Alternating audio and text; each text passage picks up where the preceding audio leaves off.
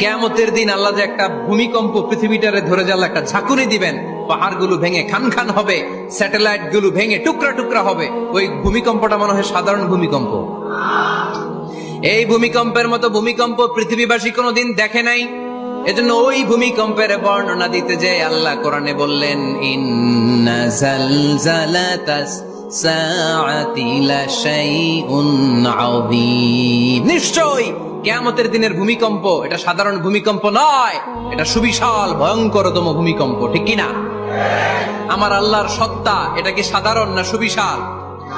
এজন্য আল্লাহ নিজের পরিচয় দিতে যেও ব্যবহার করেছেন আযীম। কি ব্যবহার করেছেন? আয়াতুল কুরসি মুখস্থ আছে না সবার?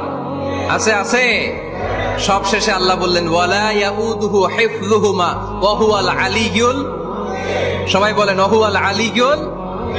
তাহলে আল্লাহ নিজের পরিচয় দিতে যেও বলেছেন আযীম।